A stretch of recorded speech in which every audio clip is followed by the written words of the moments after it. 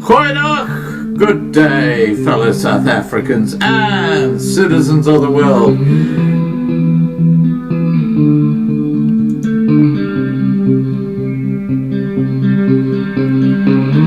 I've been looking around for salvation. I've been looking around for the truth. All around me I see frustration, and I looked all over till I found you. I sit and listen to your stories,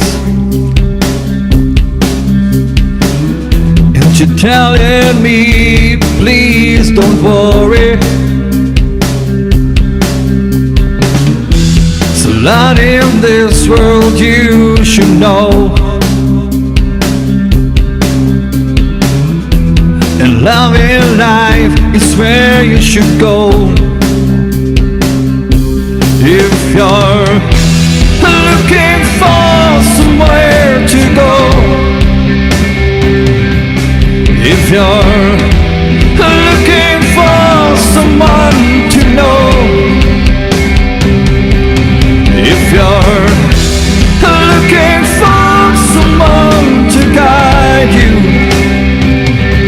then love in life will guide you. I know that life outside. Goeienaand, good evening, fellow South Africans and citizens of the world, and welcome to tonight's Sunday night's live stream. And tonight we meet Willem Pienaar, and he's got a very, very interesting initiative called the Restart Initiative, or Restart Program. Willem is also known as Pine. Before getting Pine on, the tragedy escalating now in Lebanon following that shocking explosion last week is apocalyptic. It is absolutely terrible. Let me show you what happened if you haven't seen it. And there are two videos here. The first one you'll actually see the main explosion, and in the second one you'll see what looks like a missile coming in to the explosion site and setting off the larger explosion. There's a huge conspiracy about how this all happened. Here we go. Let's have a look at that.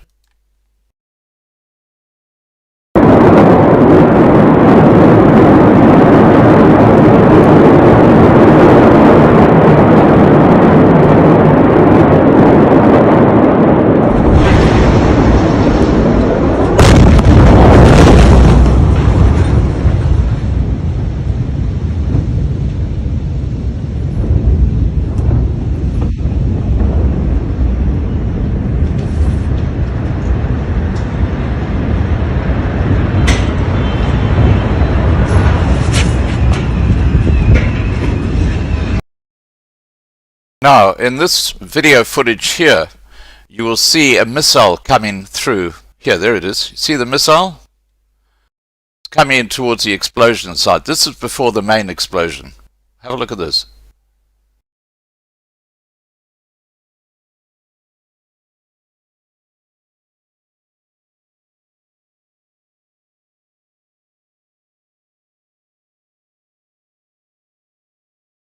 I don't know about you, but that to me is pretty telling, unless someone's pretty good at graphically enhancing or changing the video that you've just seen. Let's have a quick look at Lebanon live today as it is right now. Here we go. We'll just show a few seconds of this and we'll get my guest on. This is Lebanon right now. Well, this is Beirut right now. You can see the army are out there. It's absolute chaos. Absolute chaos. I just wonder if that's what South Africa will be look like. South African cities will look like in months to come. Okay, let me get out of that now. Let's turn off the audio. Rid of that. Okay, there we go. Okay, please remember to subscribe to be kept informed and feel free to ask questions from the side chat. Now, let me get Pine on and we'll get the discussion straight away. Here we go.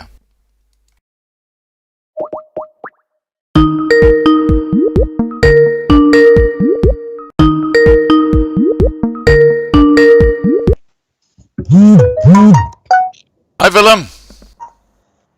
Hi, Scott. Can you see me? I can, and I can hear you, which is great. Thank you. Right. Now, Willem, you've got a project that you've started. It's called the Restart Initiative. Before we actually get onto that, can you give us a bit of your background to your life growing up in South Africa? 100%, Scott. I matriculated in 1977. Thereafter, went to the military. It was compulsory at that stage. So I decided just to do an apprenticeship as well while I'm in the military. So after 3 years, I qualified as an aircraft electrician, and then continued studies in the field of electrical engineering. And then another 3 years later, I became a qualified person in the field of electrical engineering, and that opened the door to being a lecturer in electrical engineering at the Technikon that we have here.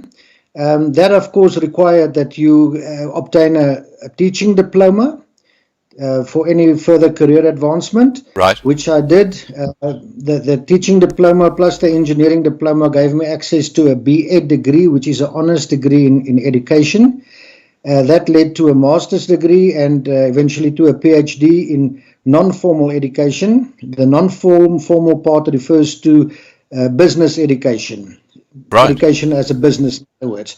And then Toyota, I first was a principal at a few different colleges, and then Toyota raked me in, became a senior general manager at Toyota, and for that I had to complete a diploma in labor law. And then I started my own business in consultancy, wrote 3 books that is published in London by Ex Libris.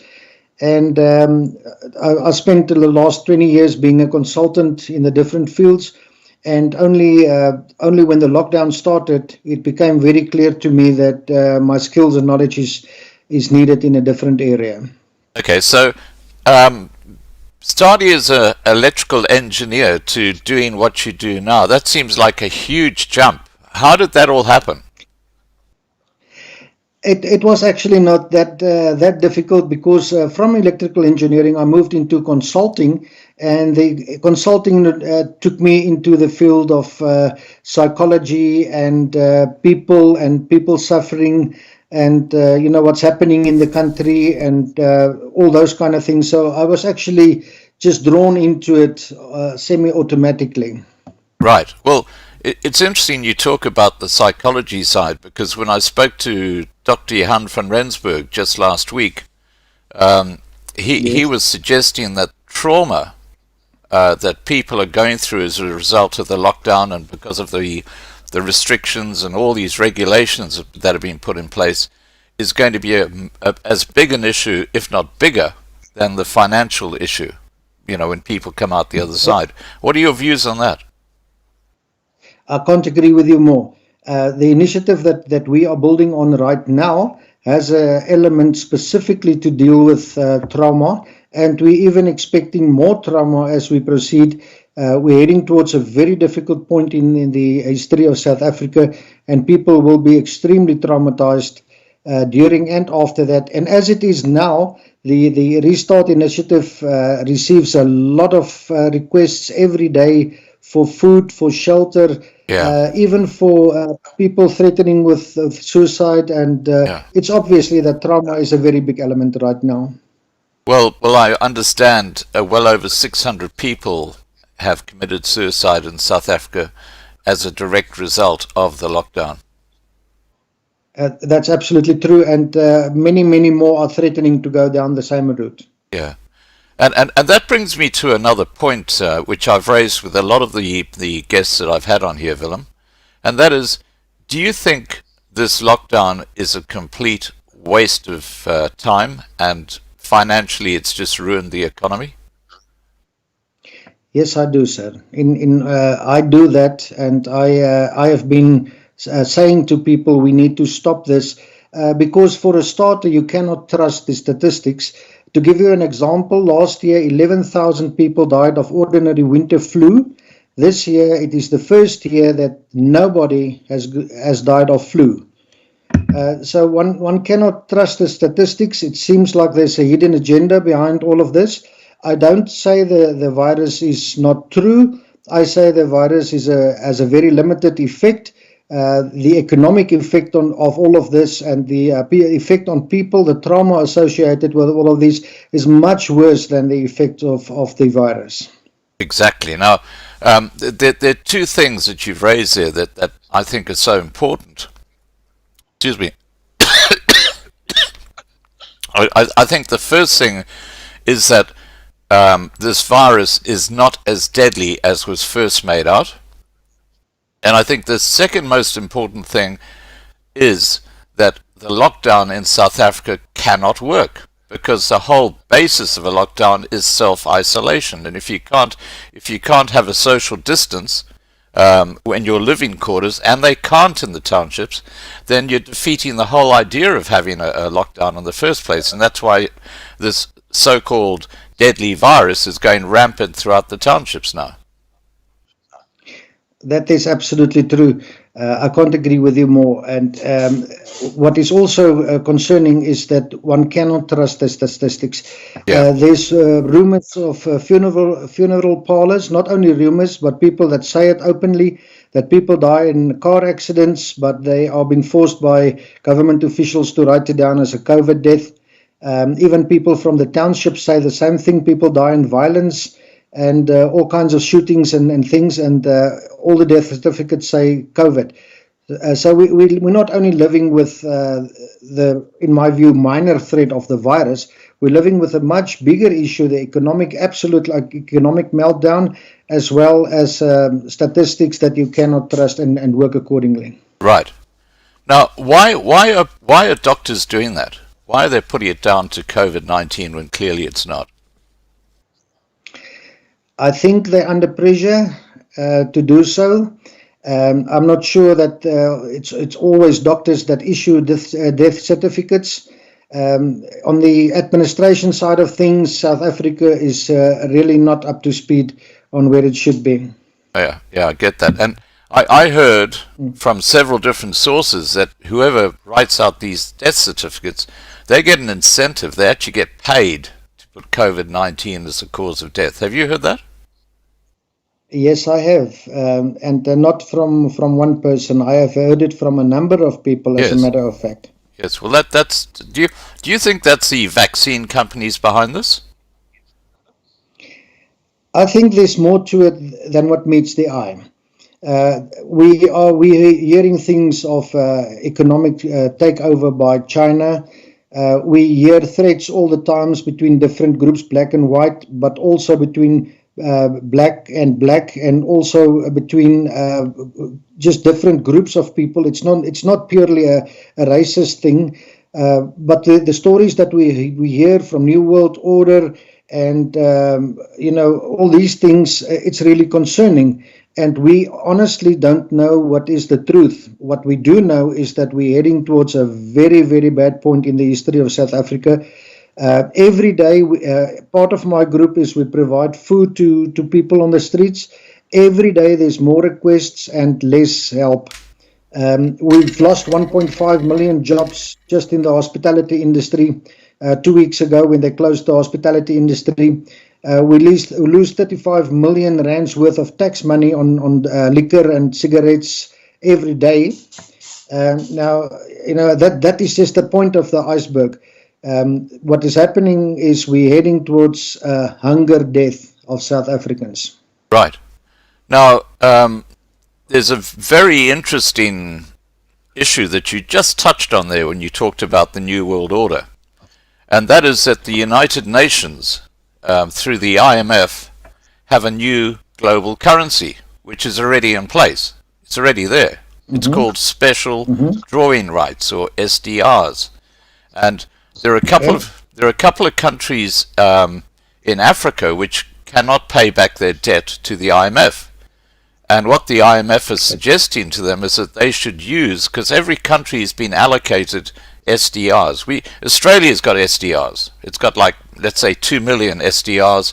South Africa might have, say, 15 or 1.5 million SDRs. America, I believe, has got about 50% of the value of the SDRs compared to the rest of the world. Sure. And Sure, that's interesting. what they're talking about is that these countries that are unable to pay back the IMF are going to be forced to use their special drawing rights, which is this so-called new currency, which will actually put them into the New World Order. This is actually happening right now behind the scenes. I can see that happening. I can see all the signs that is in fact happening in South Africa as well. Right. Now, and let's remember that when we talk about money, it's fiat. It's bullshit. It doesn't exist. It's just debt. That's all it is. So what people are doing is they're giving away their autonomy, they're giving away their freedoms, and they are actually becoming part of this authoritarian New World Order. And it's all it's all happening in the shadows. Now, I can't agree with you more. Okay, now let's get back to the Restart Initiative. What is the Restart Initiative? During the second week of lockdown, I had a lot of time to think and to evaluate what is really happening. And it became very clear to me that all the places are closed, all the businesses are closed. The state is under severe pressure. Even before the lockdown, the economy in South Africa was really at a very low point because of the state capture of Jacob Zuma. Right. And the corruption figures in the government structures are just unbelievable. There's no more talk of stealing of millions. It's always now billions. And if you take into consideration that South Africa is only about 57 million people and the government steals billions of rands at a time, then you can expect that things are going to turn out badly. And also to the Chinese people, they pour money into South African all the time in the form of loans. And there's money coming through the IMF in the form of loans, exactly what you just said. And those loans need to be repaid or we will pay for it, exactly what you just said. So I looked at the situation and I said, well, we're heading towards a point where we're going to starve in this country. I said, I will try and do something. I started off by saying we'll only do it for the white people. The main reason for that is there's legislation in place that call the so designated groups and non-designated groups. And the whites are the only people that stand as non-designated groups.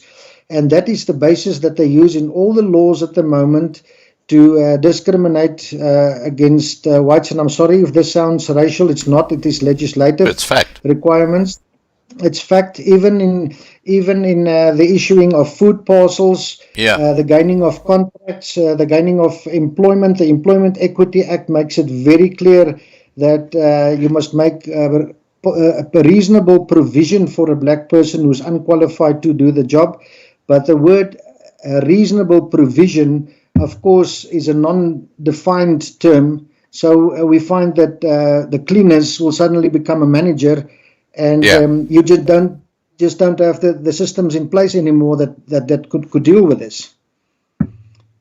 No, I totally get it. So, and I tell you what I think is a good thing that is happening in South Africa. And that is, I think, the wider black African population have woken up to the fact that the ANC government are rorting the system. They're not looking after the black people, and they're now starting to get really pissed off. I mean, you just have to look at any township now. The conflict between the police and the army and the general population is growing day by day. Absolutely. I'm pleased to agree with you on that one. It's the black population is also suffering. They are also standing up there. They are also waking up, like you just said. Right. Now, you mentioned just now that the Restart Initiative is for the basically the minority white population. And I get your argument. I understand that, because black economic empowerment is clearly an ANC policy, and it's a racist policy, and the world is not talking about it. Not that PE is helping, the John and Glovers in Soweto at all, but my gosh, how the politicians just got their noses in the trough right now with even the PPE payments. It's just ridiculous. Okay, so absolutely. Getting to the name of the Restart Initiative, explain to us what is it? Is it a project? Is it an idea? Is it a location? What is the Restart Initiative? Okay, and let me just quickly say, the idea is to build a model that can also be handed to the majority groups, the black people and their colors and all of that. What we're heading towards is to provide something that's a workable model, and it's free of charge, available to all population, all groups. The Restart Initiative actually refers to restarting the economy after this lockdown period, with the associating corruption, and I can see the ANC going down, and I think they're going, yeah. They are going, and there's strong suggestions that there's a lot of infighting going on at the moment. Yep. I can see that we might even end up in a civil war. But restarting, it refers to an economic situation. We want to restart the economy. We want to create jobs again. And of course, it's a process. There's a plan that I have in place. The plan is fixing up factories that was because of BEE and because of lockdown came to a standstill, or just don't have a profit margin anymore. We can quite easily get them all up and running again. We can, with sufficient funds, we can supplement salaries, people that are in the work. We can open up the hospitality industry again. There's many things that we can do. All of that will be restarting the economy again, with a view of getting people to live again after lockdown. Right. Now, the elephant in the room with all this is Eskom. If there's a civil war, yes, and if things really go pear-shaped, there won't be any electricity. So yes, how do you restart an economy when there's no electricity? The fortunate thing is the Eskom elephant has been coming some time, and maybe we won't be able to provide many megawatts of power to the bigger companies for steel plants and all that right away. But the households are fairly much out of trouble already. For the ones who could afford it, there's solar panels, there's generators. There's a big development into the whole field of electrical provision. I can see that we can run smaller factories on purely on generators and battery systems and panels and solar panels. Yeah, the bigger factories like the ones who's melting iron, they take a lot of energy, and that way cannot be accommodated right away. But I'm sure if we can start off the smaller ones, and that is possible, and the households, that is possible, then we can restart to an extent. Right. Now that brings me to Coburg, which is in the Western Cape. I think that's a different kettle of fish to these power plants that they've got with Eskom, which are really just they're so outdated now. But Coburg for the Western Cape, if the Western Cape had to secede when chaos sets in after lockdown, don't you think that's a perfect outcome for the people in that area to actually then start rebuilding their lives? Is that something you're looking at? That is something that can happen. At the same time, it is the biggest threat in South Africa. It is a nuclear-driven plant. And as you know, nuclear-driven plants are very sensitive and has to be managed extremely well. And because of the BEE policies and all of that, and we've seen the results of that in the South African Airways and Eskom and most of the other bigger parastatals. And we are all concerned that due to poor management, that might be the biggest bomb that South Africa has ever seen. If not, if we can rescue it in time, if we can secure it in time, then yes, I indeed agree with you. Right. Okay. Now, just while I'll just have a quick chat to the people watching. We've got well over 300 people watching at the moment. Please, guys, if you've got questions you'd like to put to Pine, that's Willem's nickname, please just put them into the side chat, and I'll pose those to Pine a bit later. And please remember to subscribe, because we have very, very interesting discussions here on the Loving Life channel. Okay, so getting back to your plan, how do people find out more about the plan? Have you got a website that sort of outlines what it's all about? Where can they find out more? We've got a website. It's called the Restart Initiative. The website is not up at the moment. It was up to about 3 days ago when we picked up a virus. Somebody pushed a virus into our system, but it will be up and running again within a day or two. We do have that. We have the Facebook group, of course, which is very big. And we also linked in with all the other much bigger groups, that's working in a similar or same field. Some of the groups are very big, 100,000 and more people. And there's groups that, I don't know if you've seen the 1 million call for people and the 3 million call people.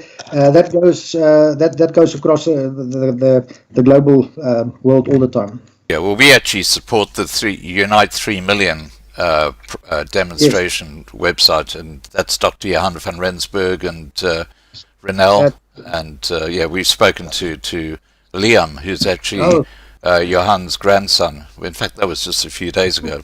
Amazing young kid. He's only 20 years old. Okay, so if people wanted to look you up on Facebook in the meantime, which is the best place to search? Would they just search on the Restart Initiative on Facebook? Would that take them to the your page? Absolutely. Okay. Absolutely. Okay. Right. So, what was the original focus of the Restart Initiative? We started off by looking at the bigger picture, which included defense, right, because there's rumors of war all the time. But very soon, the people who are working under cover contacted me and said to me, stay away from this, don't rock the boat. There's advanced systems that I don't know of and I don't want to know of. And I decided to steer away from the whole issue of defense, only focusing on welfare in the one side, and that's a short-term thing. And on the other side, creating sustainable income for people. And of course, the one big focus is creating of safe havens. Right. Now talking about safe havens, we've been talking to Gerben, and I think you've been put in touch with Gerben. And that's exactly what he's doing under Project Eden. And apparently he's got a couple of places that they're actually now starting to establish, as you call, safe havens. How would the Restart Initiative fit in with the safe haven concept? We call it lion dens and not really safe havens, but it's the same thing. Gerben is working on farms. He's already got a number of farms, and that's very large areas that he's talking about. And his plan is to shift people directly there. Our plan is rather to create a self-sustainable, what you can call a research facility. We've managed to rake up a couple of very highly qualified and very highly experienced people, and that's in the field of ground soil management, herbal medicine management and creation thereof, and in the field of bees and electricity generation, and rabbits and chicken growing thereof, and food, vegetables and all of that. We've actually have a team of a very good research team. So our focus is rather to create a model that can say this model is how you should do it in the bigger places, and then hand it over to people like Gerben. We have done the first one already. We called it Little Bethlehem, and we've learned some real valuable lessons out of that. The first lesson that we learned was you have to make very sure to whom does the soil belong to.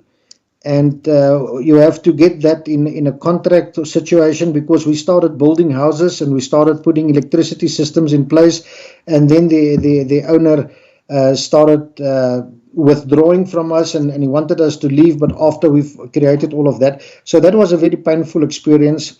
We also learned that electricity is not a constant. It's not guaranteed in South Africa. We have to have backup systems. We learned about water management. We learned about chickens and rabbits and all of that. But that was really a small line thing in terms of what we have in place now. We have an absolute wonderful piece of ground land in the Western Cape. That's a very, very special place. There's already 7 chalets on it.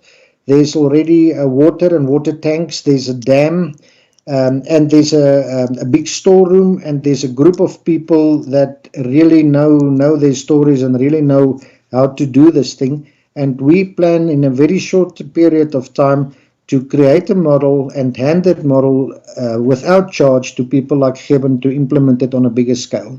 Fantastic. I love that. That's great. Now, have you heard of Zeitlanders? You must have. Yes. Brian Dalton? Yes. Yeah? And is this a similar type of setup to Zeitlanders, where people get their block of land and they do their own thing? No, we've learned one thing, and that is you cannot put people on bare land. You need to keep them fed while they're on the land. Right. And they need things that you cannot get off the land, like toothpaste. You have to create something where people can either generate some form of money while they contribute to a self-sustaining system, or you have to give them some money to stay alive while we're busy doing the development. So the Zeitlanders, slowly they're moving more into a military kind of group. Yes, I know of them, but again, we will provide them with a model free of charge. We can only say to the people, this is it, it works, this is how it works, this is how you do it, you're welcome to it. Fantastic. Now, have you heard of Nicky Cruden? Yes, and that name rings a bell, but I don't know him personally. I'll tell you a bit about Nicky Cruden. I came across Nicky Cruden about 18 months ago, first through this channel. Mm-hmm. And I think I met her through Patrick, who's a fellow who has a charity called Farmers Aid South Africa. And Nicky is an amazing woman. She's like that, what was that guy who could make things out of nothing? Remember that series? I've forgotten. Yes. You know who I'm talking about. MacGyver. Yeah, MacGyver. She is the garden MacGyver. I tell you why. She with herbs and stuff like that, and if you want to grow tomatoes on a rock, she'll show you a way to do it. She's absolutely incredible. What I might do is put Nicky in touch with you, because I think she could be a really useful person to be part of your team. Okay. I really appreciate that. I appreciate that very much. Yeah, no, look, I'll definitely do that, because she is absolutely amazing, and she's actually building similar type of hideaways as Geben's doing, but with a different focus. So, there are a lot of people who are starting to do this to get away from the madness of the cities. Now, absolutely. The Restart Initiative, the original focus has changed. What is the new focus and the reason for those changes? The original focus was actually out of an area of not knowing what is there. And suddenly there was an explosion, or you can call it an implosion.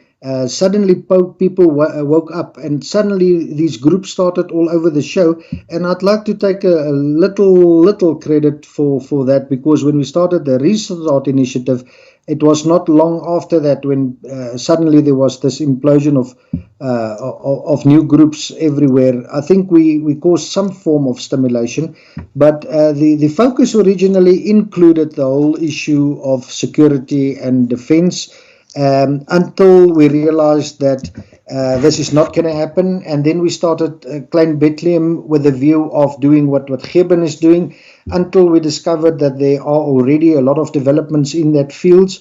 And Right. eventually, during all of this, we a group of really clever people, if I can say it that way, got together, and we decided to rather give the guidelines on how to do it, and proven guidelines in a small laboratory setup, and then provide it free of charge to the others.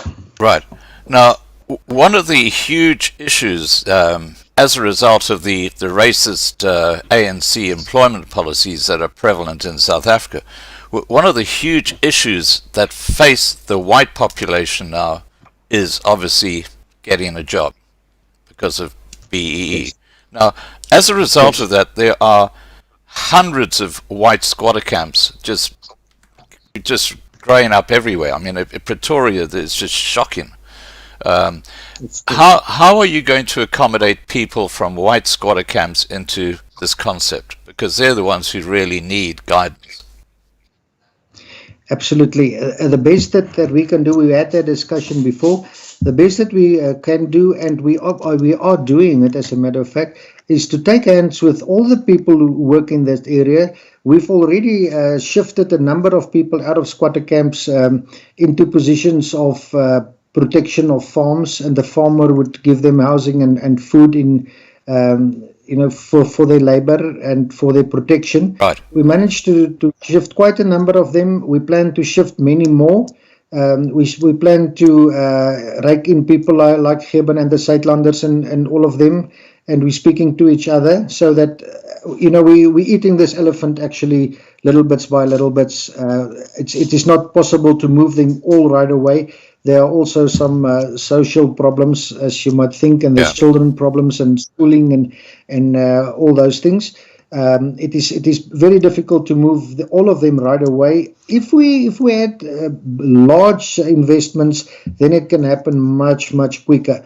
But if you move a person at this stage, they're all eager to go. If you move them, you must know you're going to need to feed them for the next 12 months. You need to going to pay for electricity and water and housing somehow. Otherwise, it's just not possible to move them in large numbers right away. Right. Now you just touched on funding.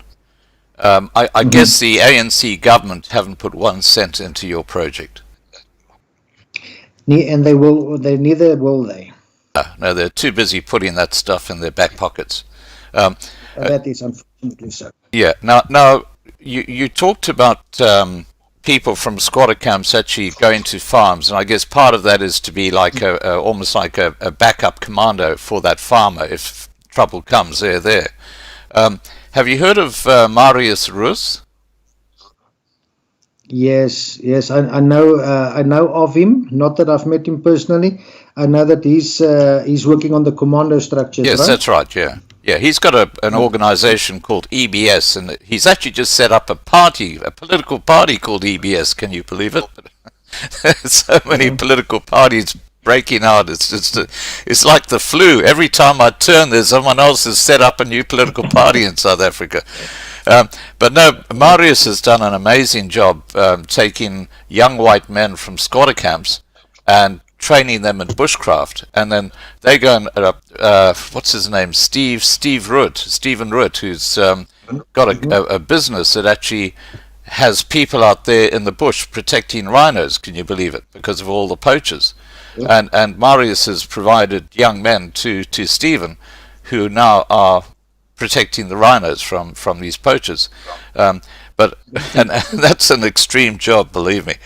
But Marius could be very useful for getting those people, and if you know farmers who are looking for those sort of things, to actually people who've done the bushcraft training to actually go and then stay on those farms and be part of that community. Absolutely. The more people we get pushing towards the same goal, the better it is, and the more our chances are to achieve that goal. Right. Now, what makes the Restart initiative different from other initiatives that people are currently embarking on? There's only a small little thing, really, and that is we're going to be the change agent. We realized we are too small, and there's not enough funding to do what we would like to do. Fortunately, there are many people in the areas working now. So we see ourselves now as a change agent, showing the know-how to the people rather than to be directly involved on ground level. Having said that, we still have a feeding scheme in place, and we're feeding about 350 people a day. From farmers that sponsor all the produce of the farms, but more and more people turn up every day. More threats of suicide. What we plan on this little place, what we plan is not only a self-sustaining unit and a safe unit. We also plan a rehabilitation unit. Trauma counseling on the one side, emotional counseling, and even spiritual growth in this place that we plan. And we will also give the success stories through and the know-how through to the other people, and while we are actually putting them through our own system as well. Right. Now, when you talk about the spiritual side, I see that Dan Berryman's here. Hi, Dan. Loved your sermon today. He actually writes a Sunday or has a Sunday service video every Sunday for us, and great services. Yeah. Marlena says Simon Ruud Scott, not Stephen. That's right. I'm not great at names at the best of time. Not a problem. Okay. Now, funding. You talked about funding. Obviously, that's a huge impediment to something like this. How do you get your funding? Where do you get money from? At this moment in time, it is a difficult scenario. People put in personal money. There was a funder who was very interested in providing some funding, and the fortunate thing is the exchange rate is in our favor. So if people provide funds in dollars or euros or pounds, then it translates into a lot of money in South Africa. It is a problem at the moment in time, and like I say, our members contribute a little bit, but it's small bits. Sponsors provide food and food parcels rather than money, and we have been applying for funding overseas, which has not realized already, and that is really the limiting factor at this moment in time. Right. Okay. Well, funding is always a huge issue. Yes. Now, Yes. I shouldn't say if, when South Africa completely implodes, because I can't see any other way out. Yes. What will be the advantage for people who are part of the Restart Initiative? For a starter, we are so well connected with all the other groups that we have a very clear communication channel. Before the things really happen, then our people will know, and preparations can be made. And secondly, we are opening that you can call gates that they can move through on short-term basis. And we can also tell them this group in this area, go to the Suidlanders, they have a set up, this group go there, this group go there, this group go there. More like a management team, you can say, and that's in a very broad term. But we can accommodate, I would say, about 5,000 people if push comes to shove on the premises that we have. And there's many other areas that's being offered to us already that we cannot develop at this stage. But if time is on our side, we will be able to accommodate many more people and provide them with job opportunities in self-sustaining units. Right. Now, there are two issues that you raise there I just want to chat about. The first one is that it's starting to sound more and more like Suidlanders. Their plan, where you've got groups of people who are members of Suidlanders. When the shit hits the fan, they're given a place to go to, and they meet there, and they basically set up a defensive operation. Is that similar to what you're talking about? No, that's not our main focus. That will be an emergency plan if need be. The plan of the Zuidlanders can work. They can, I think, on the defensive side, they are better equipped than us. We would just be an emergency group or a gate that people can go through, or a safe place for a while.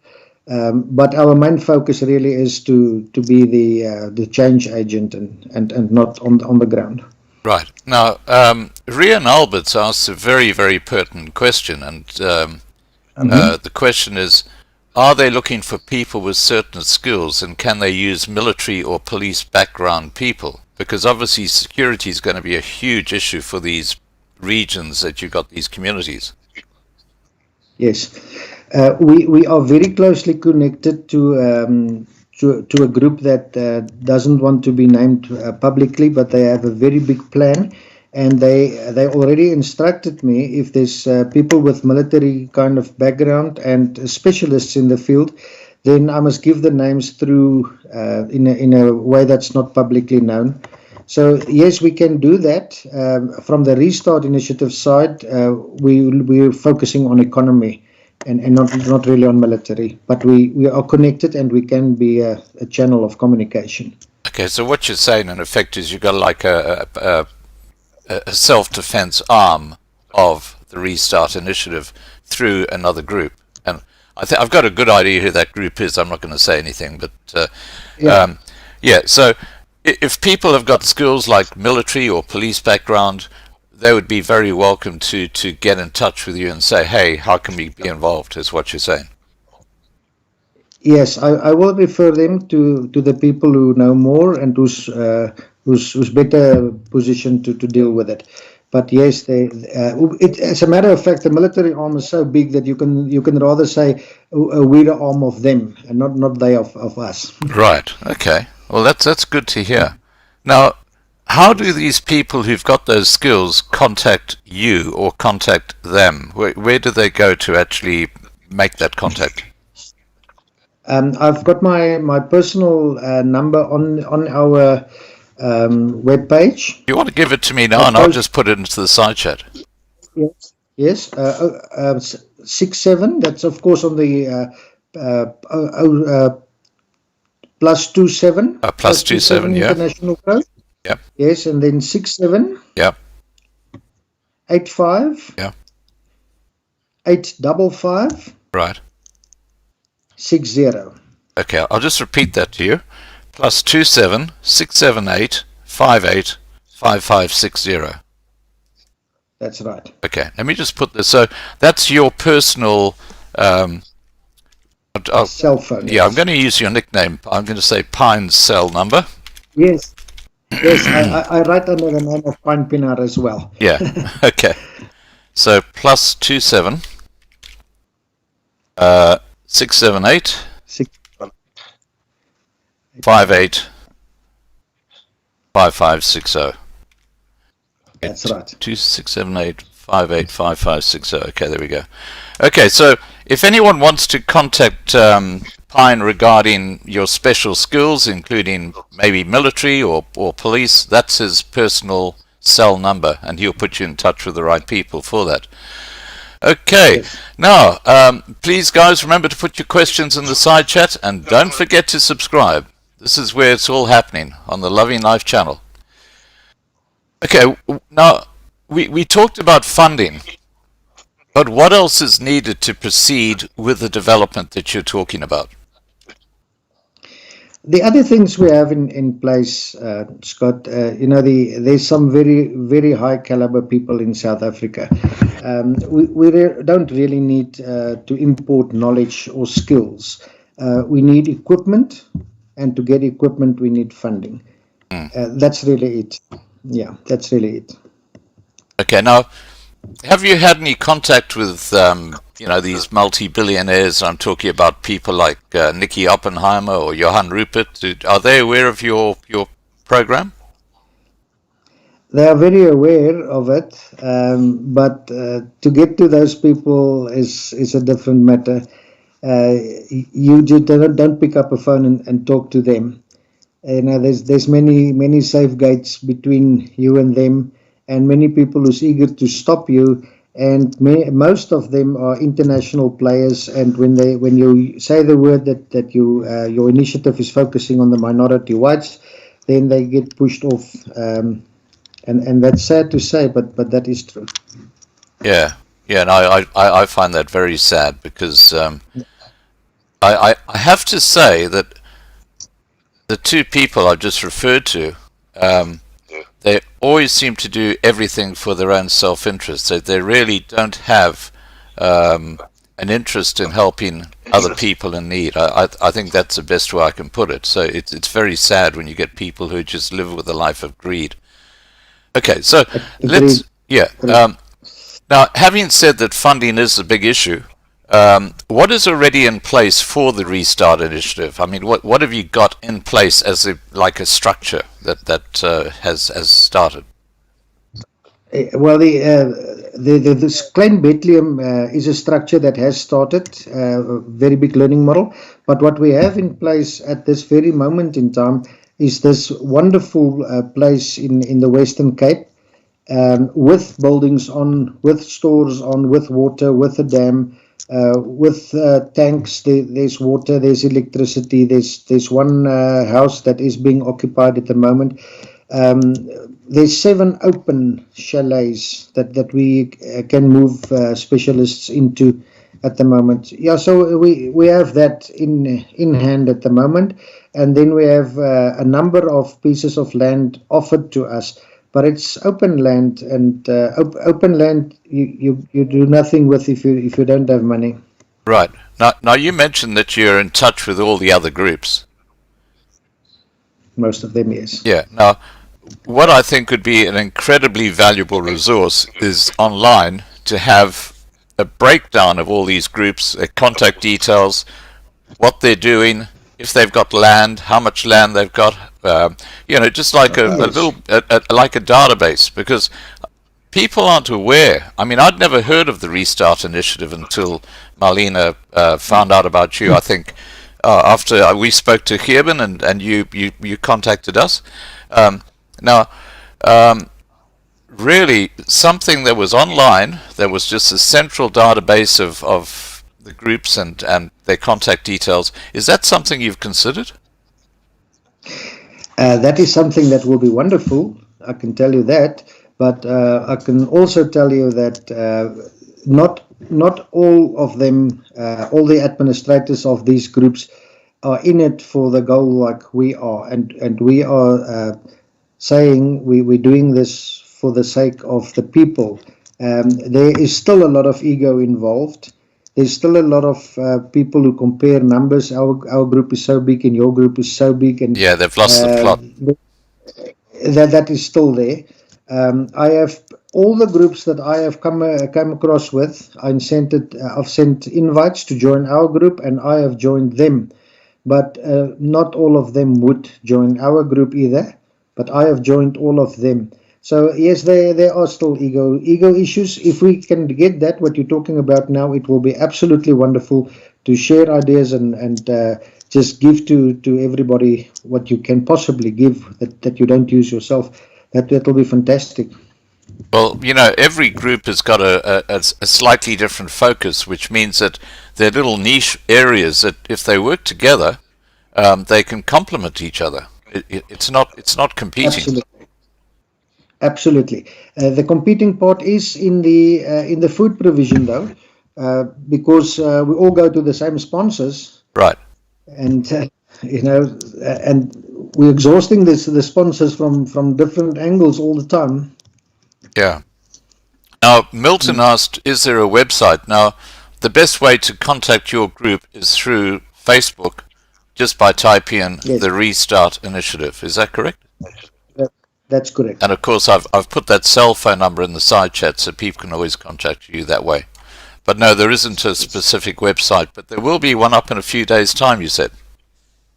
Yeah, it is up and running. It was just we had a virus. So about 3 or 4 days it will be up and running again. Okay, and is that called the restartinitiative.com or something like that?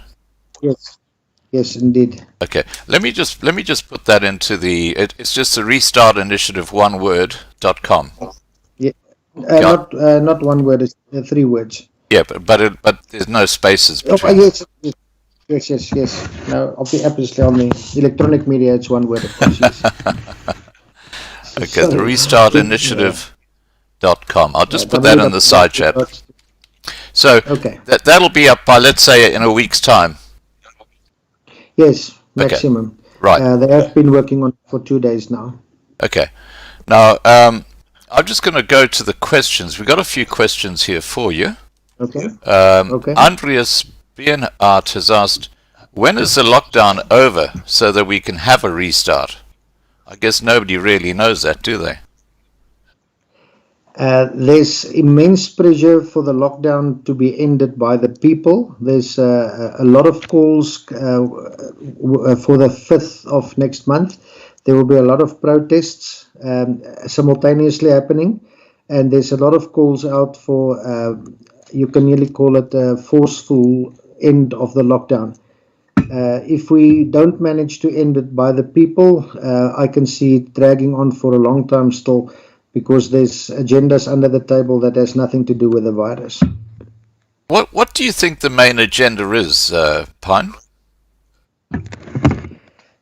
It is generally said that Nkosazana Zuma is on under the influence of the Chinese, and they're pushing towards a communist state. But Cyril Ramaphosa is under the influence of George Soros, which is pushing for a new world order.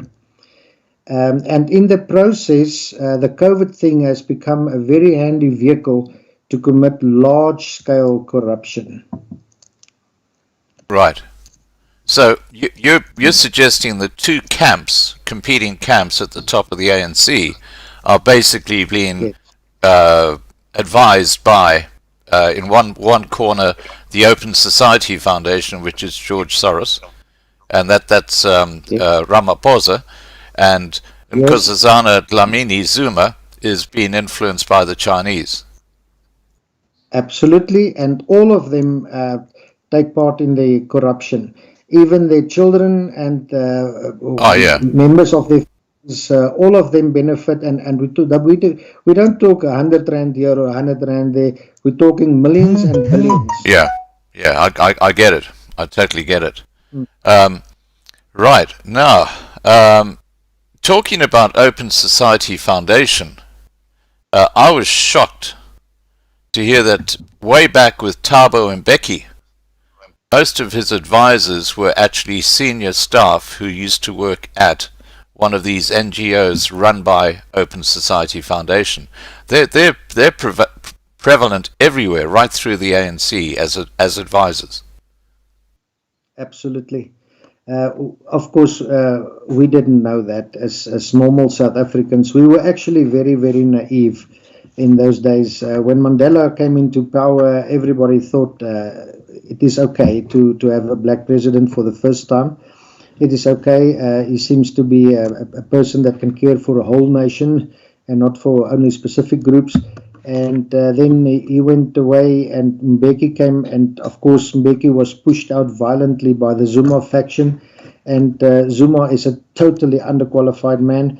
I've heard that he only has a grade 4 qualification. He's not even finished primary school, and he was forced into the seat by bigger powers, and the moment he was into the seat, the manipulation started. Well, I think Shladi Mutseneng has got a higher IQ than Jacob Zuma, and that's saying something. Can't agree with you more. Now, Agree with you more. Carol Fenters, how do we overcome the land expropriation if we move people to farms? It seems like the land expropriation has slowly moved into the back burner.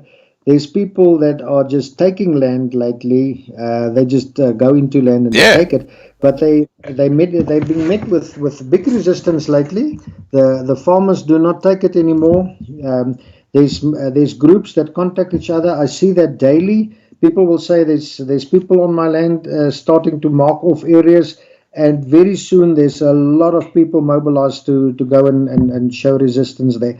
So it seems like it has moved off the agenda. There's talk that Donald Trump and the Netherlands and Germany and some of them collectively sent a letter to Ramaphosa saying that this has to stop because it's against the international treaty that they all signed.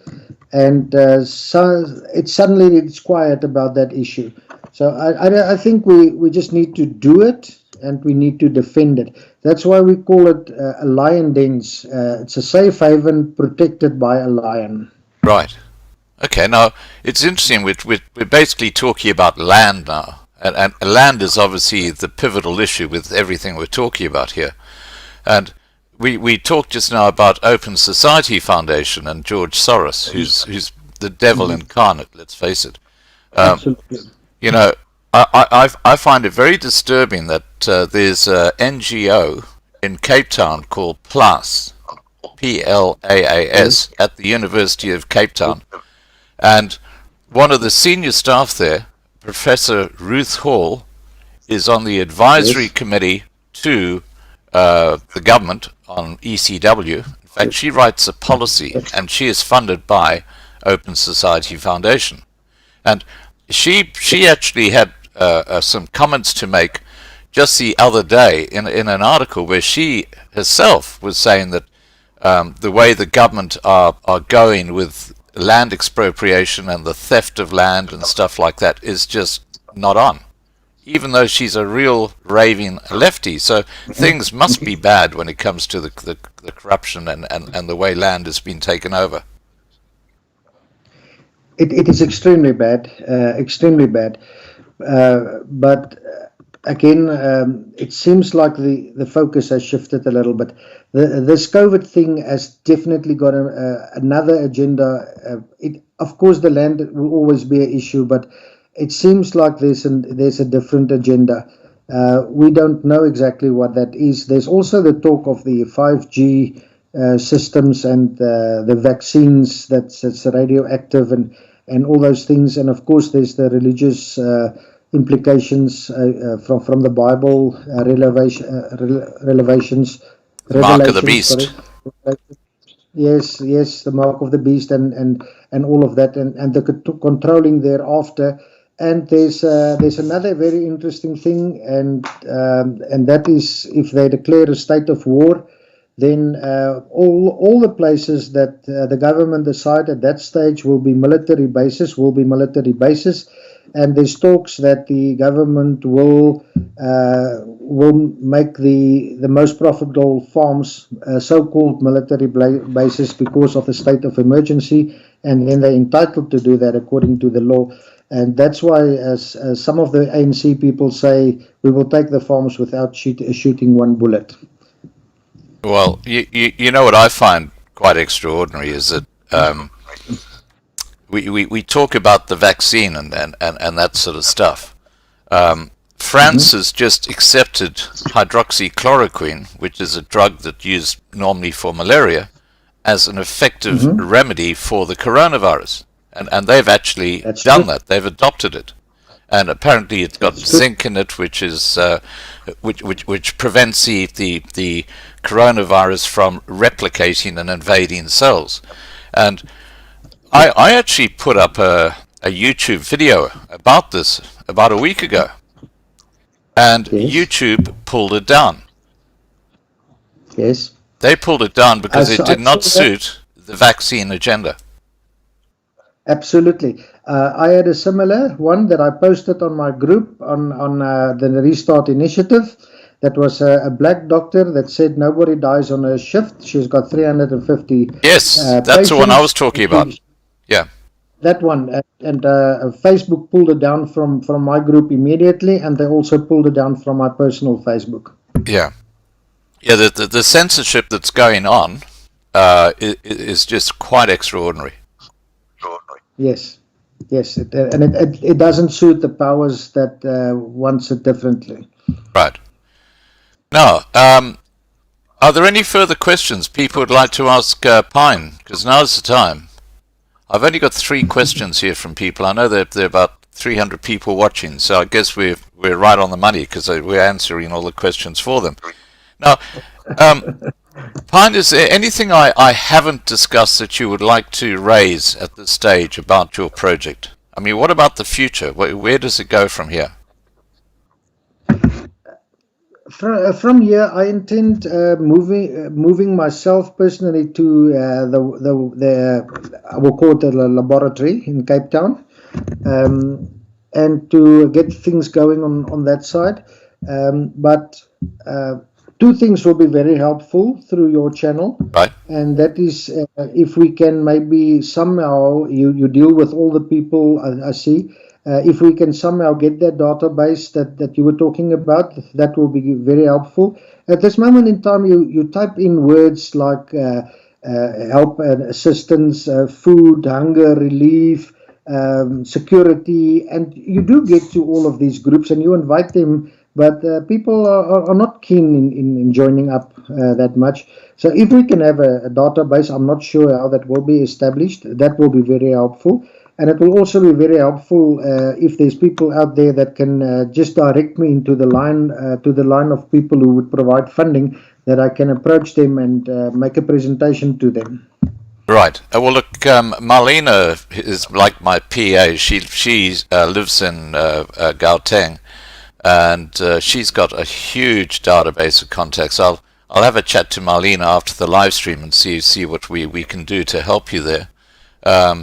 Okay, kindly, I really appreciate that. Yeah. Now, Fiona said, "I'd like to know if Pine's project is similar to Urania." No, it's not. It's not. Urania, you cannot move to Urania if you do not have money.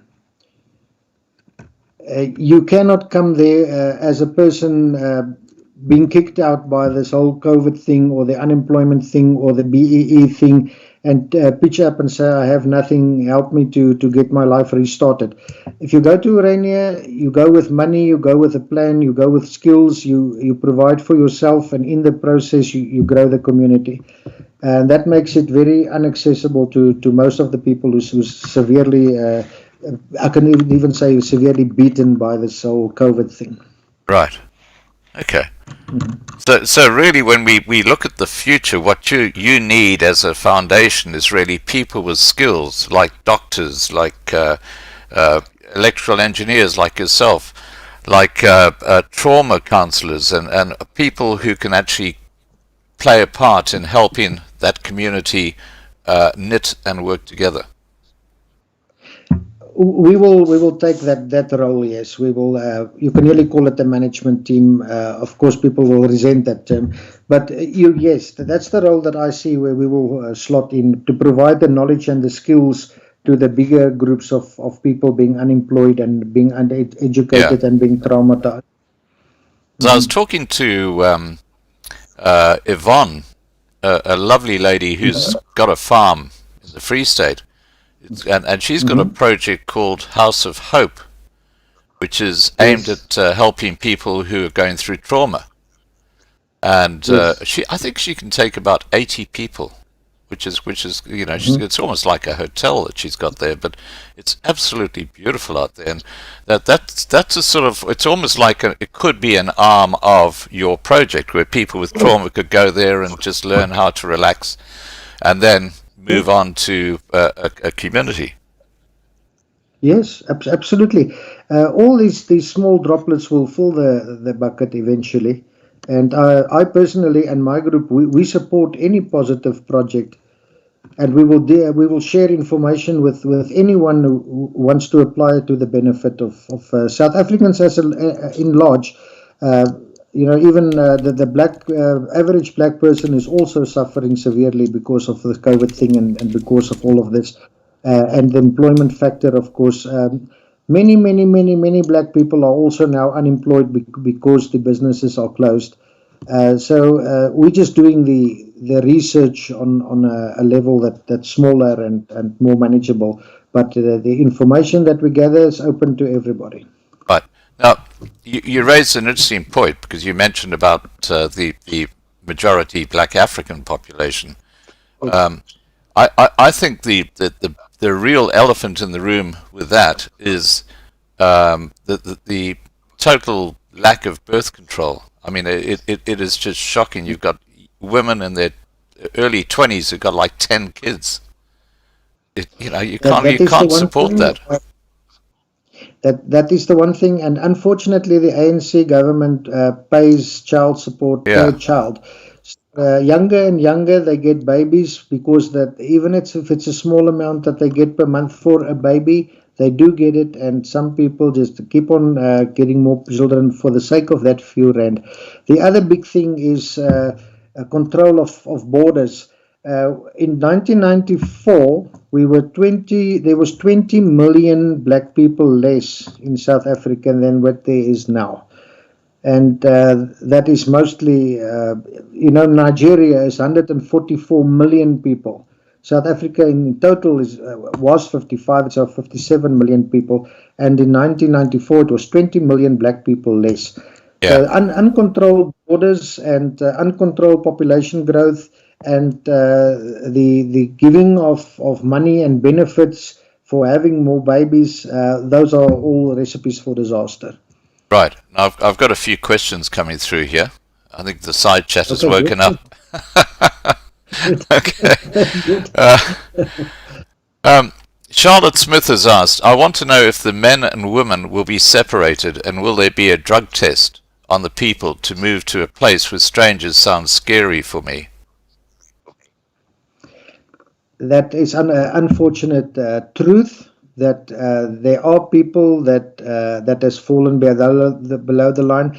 From a psychological perspective, if people stay below the line of basic needs for a prolonged period of time, then they tend to fall into drug use and criminal activities, and it is very, very, very difficult to rescue people like that. We will have to accept that we cannot rescue all of them right now. We will have to rescue the ones that is not there yet first, and the farmer, where the people are going to go to, will be involved in the recruitment and selection process before we take them there. We have access to criminal records, and we can do a drug test before we shift them. Yes, I agree. There are some people that we cannot shift safely to the farmer. Right. Now, someone in the side chat, I'm sorry, I've forgotten who it was, but they said, why doesn't Lovey Life have a Telegram forum? And we actually do. We do have a Telegram forum. But I have to tell you, I am so flat out answering emails on WhatsApp. Malina's always sending me stuff on WhatsApp. And between emails, putting up videos, and WhatsApp, that's about 26 hours in the day. So where do I find the extra hours to go to another forum like Telegram? Even the Loving Life Facebook page, I have to tell you, I only get to that about twice a week, and that's why I've got administrators, because I just don't have the time. It's crazy. But, it is what it is. Now, I believe that. I can believe that, yes. Yeah. Now Vonnie Cronier says, how do we get our nation to start joining all these different movements? I find it so difficult to get my closest friends and family members to even listen. How have we become so apathetic? And that's a very good point, Vonnie, because so many people say to me, I've got a sister who lives in Cape Town, and she thinks life is just like it was back in the 1980s. They are so out of touch with what's going on. Yes. If you look at the normal distribution curve, and that is a very, very valid statistical model always when it comes to change. Right. It looks like a big bell, and there will always be 10% of the people that go for a change or a partnership or something like that directly, 10%. And there will always be 10% who resist it immediately. And there will be 80% who needs to be convinced in the middle. And it usually works through from the side that gains strength. So in our case, that we communicate the changes, we tell them our plans up in the open, and we hope to get the 80% in. But it takes time. Some people needs to be convinced, other needs to experience pain and hardship before they get convinced. Right. And look, I just want to respond to what Fiona's just said. She said, I don't know how you do it. Look, I just want to address all the moderators who are watching here tonight. And look, Rudy's doing a fantastic job for us. He's actually in the process of downloading all the Loving Life YouTube videos so that if YouTube spit the dummy and have a frothy, we've got them still recorded elsewhere.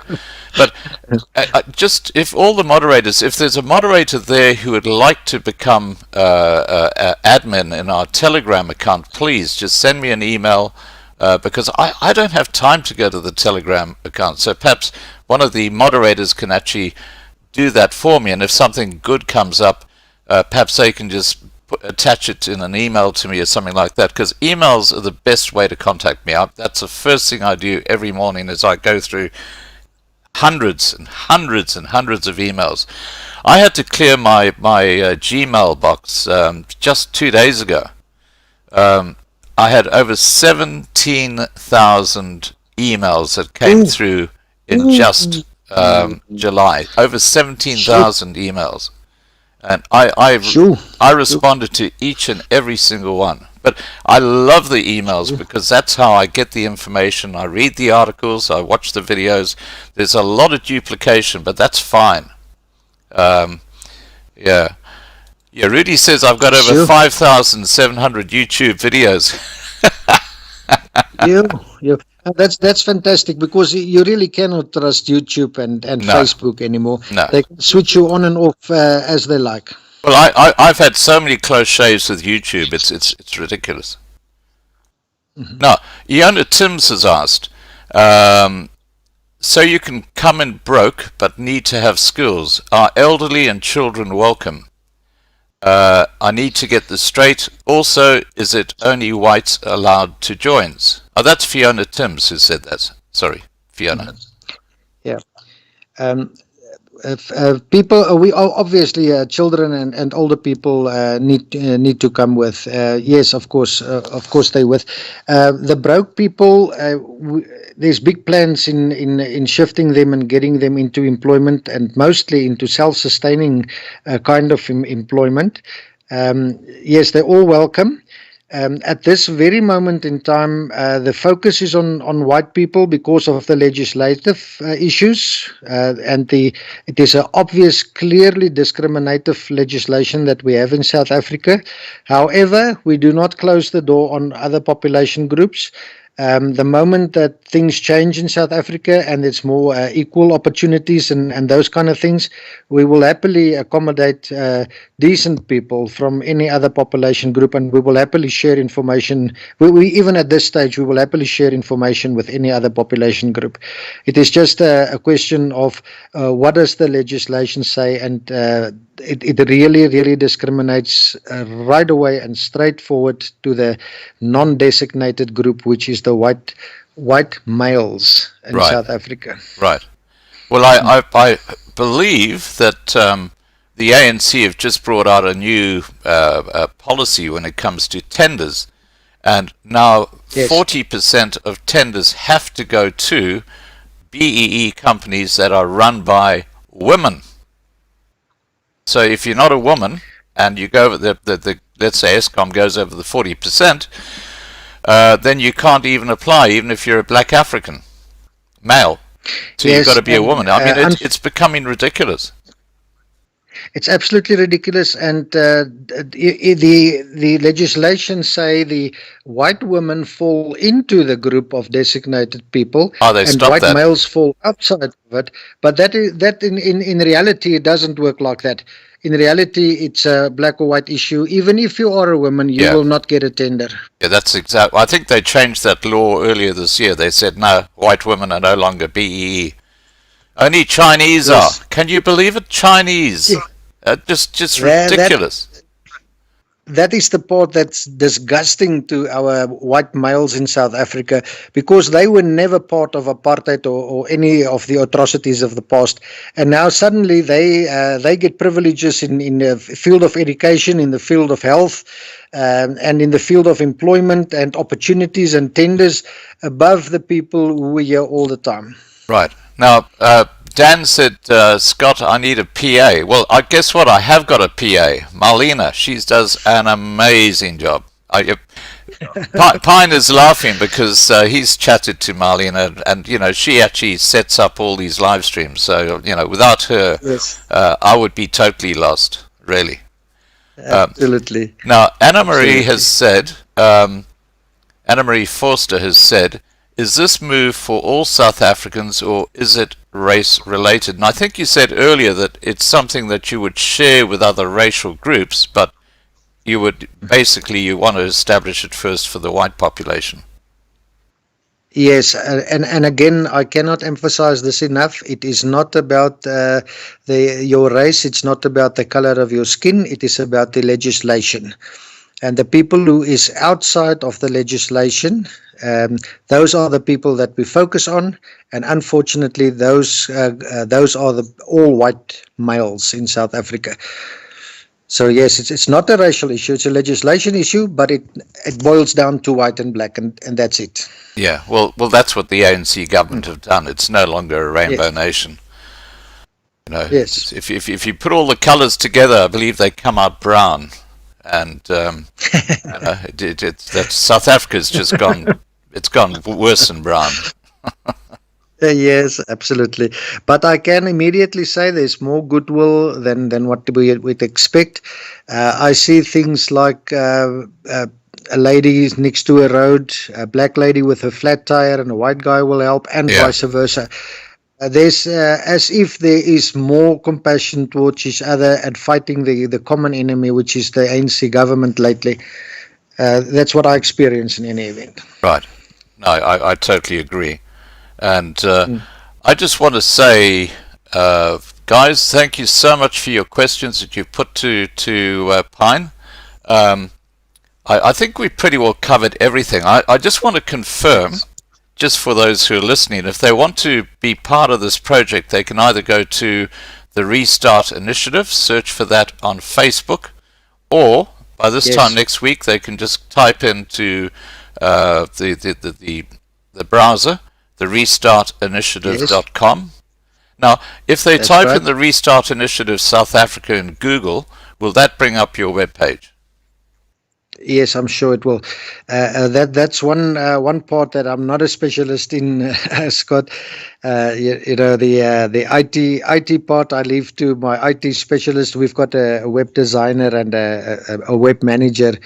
But that's the field where I'm a bit uncomfortable in asking and answering questions. Right. But yes, we do have a website, and yes, it will be up and running again next week. Yes, you're welcome to send me WhatsApps and emails. My email address is pine45662@gmail.com. Pine45622 at gmail.com. 45662. 662, okay. 45 yes, at gmail.com. Okay, I'll just repeat that again. So if you want to email Pine or Willem Pienaar, known as Pine, his Gmail account is, or email is pine45662 at gmail.com. Correct. Okay. And your phone number is +27 678 58 5560. That's right. And people can contact you there as well. All right. Now. Yeah, what's up? Okay. Now, Jan van Riebeck, he's talking to Rudy. It's like a huge family. It's a Loving Life family in the side chat. They're always talking to each other. Sometimes I wonder if they ever listen to what we're saying. But that's all good. It's lovely to have a big family here on the Loving Life side chat.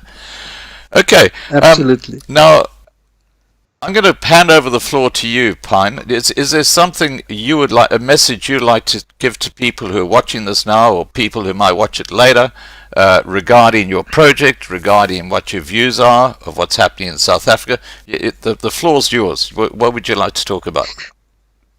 Thank you very much, Scott. At this moment in time, it is known, and I think the outside world can clearly see that we're heading towards a very big disaster.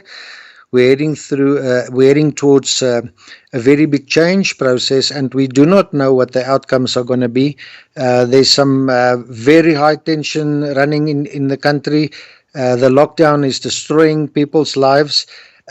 We need your support, not only financially, but also spiritually, and also emotionally, and also sharing of contacts and sharing of ideas, and showing us what is best world practice, how to get out of things like this. It will just be very helpful if we have people that say, man, try this, or grow this is faster than that, or let's open this export market to you guys, this is how we can do that, this is how we can contribute. That's a kind of request. I can see that we're going to run into food shortages. I can see that we're going to run into a shortage of medical supplies and shelter. And for that, we need a support base of information and knowledge, and spiritual support, and of course money support if possible. Well, when it comes to spiritual support, I can't go beyond Dan Berryman's Sunday service we have every week on Sunday on the Loving Life channel. Fabulous sermons.